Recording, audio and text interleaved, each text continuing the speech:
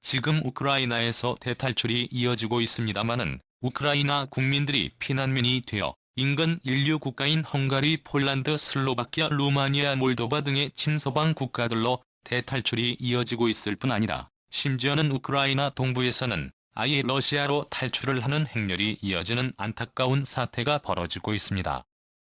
전문가들은 이러한 난민들의 숫자가 약 900만 명에 이를 것으로 관측되고 있으며 최선진국으로 분류되는 7개국과 미국, 이웃, 캐나다, 호주, 한국, 일본 이렇게 7개 국가에 고루 분산될 수 있을 것이라는 관측이 나옵니다. 그 중에서 치안 환경이 우수하고 국민들이 친절한 대한민국은 이러한 유럽계 난민들이 가장 선호하는 망명국가로서 눈길을 끌고 있습니다. 국토전략TV는 대한민국의 희망과 비전을 드립니다. 좋아요와 댓글을 달아주시면 큰 차가 되실 겁니다. 우크라이나에서 전원이 감돌면서 우크라이나에서 발생할 난민들을 어떻게 해결해야 하는지 국제사회가 당혹해하고 있습니다. 현재 우크라이나의 인구는 4,400만 명 수준으로 난민이 발생하게 될 경우 최대 500만 명이 발생할 것으로 추산되고 있습니다. 우크라이나의 난민들이 그동안의 난민 발생 양상과 다른 것은 종교 문제, 인종 문제 등의 갈등이 적다는 점에 있습니다.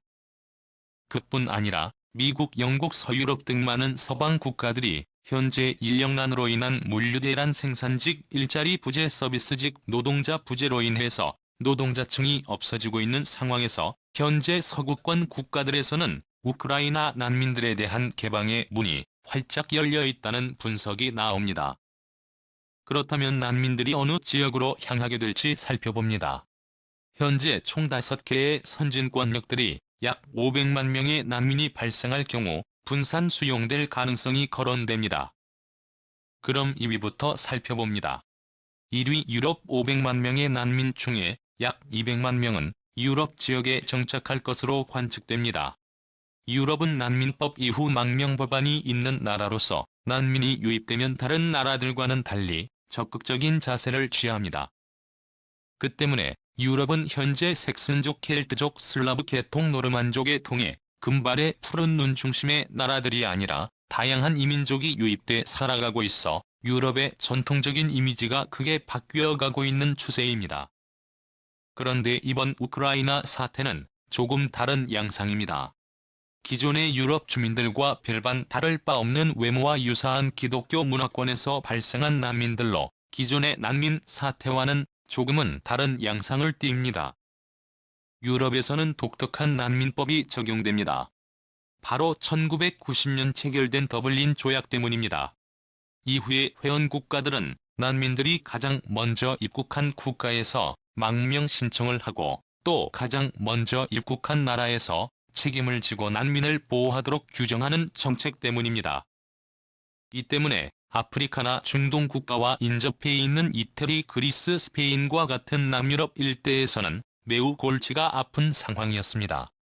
그런데 우크라이나 사태는 양상이 조금 다릅니다. 바로 중부 유럽에 직접 국경을 맞대고 있기 때문입니다. 최근 동유럽이 아닌 중부 유럽이라고 선언하고 나선 비세그라드 4개국인 헝가리, 체코, 슬로바키아, 폴란드 4개 국가는 현재 위기감이 도사리는 우크라이나 그리고 러시아의 맹방인 벨라루스와 국경을 접하고 있기 때문에 난민에 관한 위기감이 고조되고 있습니다.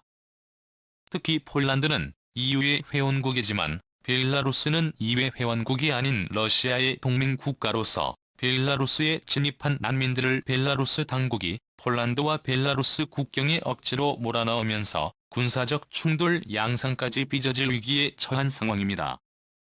여기에 더 나아가서 우크라이나와 국경을 접하는 폴란드, 슬로바키아, 헝가리 등의 국가들인 비세그라드는 4개국은 이에 편입과 나토에 편입된 이후로 서방의 자본을 받고 무럭무럭 제조업의 생산 거점으로 성장하고 있습니다. 폴란드는 주둔 미군을 적극적으로 유치에 성공하면서 경제 성장률이 사상 최대치를 기록하며 제조업 생산기지로 떠오르고 있는 상황입니다. 헝가리 역시 한국의 탈중국 탈베트남화하고 있는 제조업 대기업들을 성공적으로 유치하고 4차 산업혁명의 근간이 되고 있는 한국의 배터리와 기업들의 투자 유치에 성공하면서 한국은 현재 헝가리 최대 투자국이 돼버린 상황입니다. 이러한 상황에서 우크라이나계 난민들이 빚을 끌어들이내기 국가로 유입된다면 주요 제조업의 일자리를 빼앗아버리는 상황이 빚어지게 되므로 현지의 난민에 대해서 가장 민감해하고 있습니다.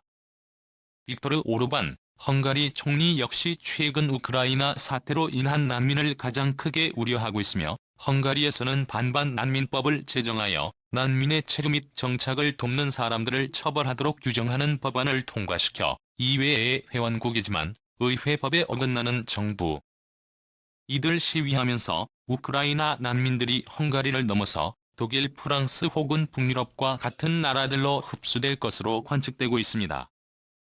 우크라이나계 민족들은 슬라브 계통의 민족이지만 노르만 북유럽과 서유럽의 켈트족이나 색슨족과 어느 정도 유사한 민족 계통입니다. 때문에 민족적 동질감이 있어 유럽 현지에서는 그동안의 난민 사태의 원인 조금은 다른 여론이 형성될 것으로 분석되고 있습니다. 이 현재 영국에서는 신이 트럭 기사의 연봉이 변호사의 평균 연봉을 제쳤습니다. 그만큼 노동력 대란에 시달리고 있는 상황인데요.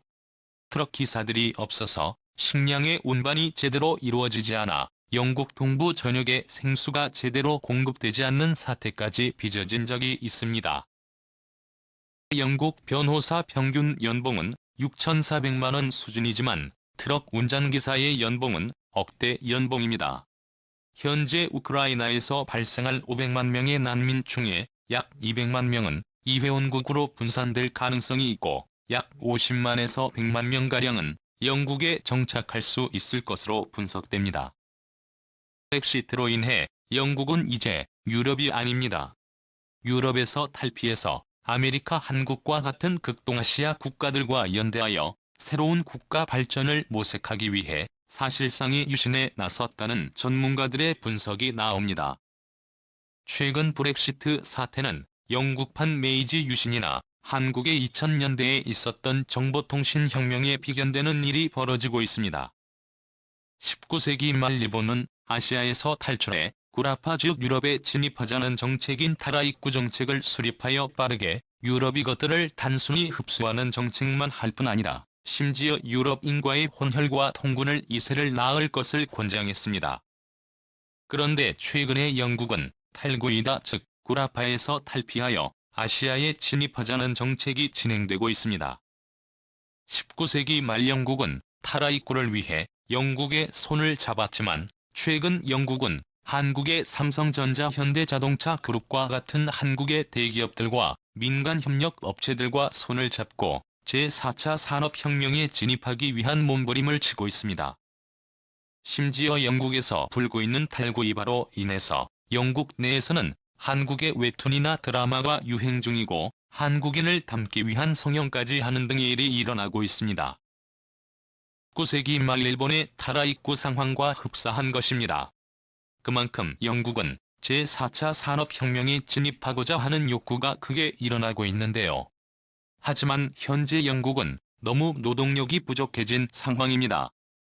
고령화가 가파르게 진행될 뿐 아니라 출산율은 꾸준하게 낮아지고 오히려 아랍계 이민자들의 출산율이 크게 증가하면서 영국에서 가장 인기 있는 신생아 이름 중에는 올리버 66만 49명 제콘만 8,004명 해리오 3,709명으로 전통적인 영국식 이름이 상위를 차지하고 있지만 가장 많은 이름은 아랍계 이름인 무함마드로 무려 7,240명으로 1위입니다. 실상 영국에서 가장 출산율이 높은 사람들은 영국에 진입한 중동계 이민자들로 영국의 정체성이 많이 변화되고 있다는 충격적인 뉴스가 나오고 있습니다. 그뿐 아니라 그동안 EU에 가입된 기간 동안 받아들인 난민들로 인해 런던은 그동안 우리가 생각하는 금발의 푸른 눈의 사람들이 사는 나라가 아닌 다양한 인종들이 어우러져 살아가는 특이한 나라가 됐습니다. 때문에 보수적인 영국의 오리지널 주민들 사이에서는 이러다가는 과거의 영국이 사라지는 게 아니냐는 공포감에 휩싸여 결국 브렉시트와 같은 초유의 결정이 내려지는 사태까지 빚어진 것입니다. 최근 영국은 택배를 배송할 노동자 물류를 운송할 트럭 기사들이 없어서 물류 마비 사태까지 빚어지고 있는 상황입니다. 섬나라의 특성상 여러 대륙에서 노동자들을 유입시키기에도 버겁고 노동자가 될 수 있는 난민들 역시 도보해협을 건너려면 목숨을 담보해야 할 정도로 영국에는 현재 노동자들이 부족한 상황입니다. 이러한 상황에서 우크라이나에서 약 50만에서 100만가량의 신규 노동인력이 유입된다면 영국 경제에 새로운 활력이 될 수 있을 것으로 관측됩니다. 이 미국과 캐나다에는 약 150만의 난민이 배정될 수 있습니다. 현재 미국과 캐나다는 새로운 통합의 단계에 진입하려 하고 있습니다. 2016년 월드컵을 계기로 해서 미국, 멕시코, 캐나다 세 나라가 사실상의 유럽연합과 같은 통합 시스템을 구축하기 위한 단계에 진입하고 있습니다. 이 때문에 현재 미국에서는 히스패닉계 이민자들이 크게 증가했고 영어가 아닌 스페인어가 제2의 공용어처럼 되어가는 추세입니다. 이 때문에 미국과 캐나다 내의 부계층으로 불리는 화이트 앵글로 색슨 프로테스탄트 중산층들이나 전통적인 미국의 주민들은 새로운 이민자들로 인한 위기감과 위협을 어느 정도 느끼고 있습니다. 이러한 북미에서의 현상은 서유럽이나 영국과 매우 흡사한 상황입니다. 현재 미국, 캐나다 역시 영국과 같이 인력 대란을 겪고 있습니다. 미국은 단순 노동인력이 부족해지고 있는 상황이지만 미국에서는 스타벅스 카페의 바리스타와 같은 서비스직이나 심지어는 고소득의 IT 직종까지 일할 사람을 구하기가 하늘의 별 따기인 상황입니다. 그 때문에 미국에서는 취업비자를 완화하여 고급 인력뿐 아니라 다양한 노동자를 수입하기 위한 정책힘을 쏟고 있습니다. 이러한 상황에서 우크라이나계 신규 이민자가 유입된다면 제2차 세계대전 이후로 발생한 최초의 유럽계 난민이 미국과 캐나다 내로 들어오게 되어 새로운 미국의 국민이 될 가능성이 높습니다. 4위 호주에는 500만 명 중에 약 100만 명의 신규 난민이 유입될 수 있을 것이란 분석이 나옵니다. 호주는 현재 새로운 G7의 멤버로 선택받은 나라입니다. 호주는 세계에서 가장 백호주의가 심한 나라 중 하나라는 평가를 받습니다. 호주에 무비자로 입국이 가능한 나라는 영연방의 회원국을 비롯해서 한국이나 일본 정도밖에 없습니다. 호주는 한국과 비자 면제 협정을 체결하지는 않았지만 국가 이익을 고려해서 무비자 입국 허가 대상으로 지정해둔 상황입니다. 지금까지 호주는 중국이나 인도네시아 같은 나라로부터 노동력 수입을 받았습니다. 하지만 호주와 중국 사이의 갈등이 심해지면서 중국으로부터 이민자 유입 대신 홍콩의 고소득층들이 호주로 물밀듯이 들어오고 있습니다. 과거 영국의 식민지로서 홍콩 시민들 대부분은 영국 여권을 소지하고 있어서 영연방의 호주는 홍콩 시민들이 쉽게 정착할 수 있는 나라이기 때문입니다. 뿐만 아니라 호주와 한국의 일본은 워킹홀리데이 협정이 체결돼 있어 일본이나 한국의 해외 취업을 바라는 청년층들에게 선호 취업 국가 중 하나입니다. 하지만 호주는 더 많은 이민자가 필요한 상황입니다. 불과 인구가 2,500만 명에 불과한 상황으로 한국의 절반 수준이기 때문에 국가 발전을 위해선 인구가 더 많이 필요한 상황인데요. 이러한 상황에서 호주의 약 100만 명가량이 우크라이나계 이민자가 유입된다고 한다면 호주로서는 반길 수밖에 없는 상황입니다. 우크라이나 역시 1억 건의 국가로서 문화적 충돌이 극히 적은 상황이기 때문입니다. 호주는 최근 인도-태평양이 강대국으로 성장을 준비하고 있습니다. 떠오르는 중국을 견제하기 위해서는 미국과 영국과 같은 세계의 큰 그림을 그리는 나라들의 입장에서는 중국을 견제하기 위해 호주의 성장이 꼭 필요한 상황이기 때문입니다. 한국과 일본이 아시아에서는 딱 두 나라 한국과 일본에 약 100만 명의 난민이 배정될 것으로 관측됩니다. 현재 한국에 유입되는 난민 중에 제일 1등 국가는 다름 아닌 러시아입니다. 2019년 기준 한 해에만 러시아인 난민의 숫자는 1,800명을 초과한 상황입니다.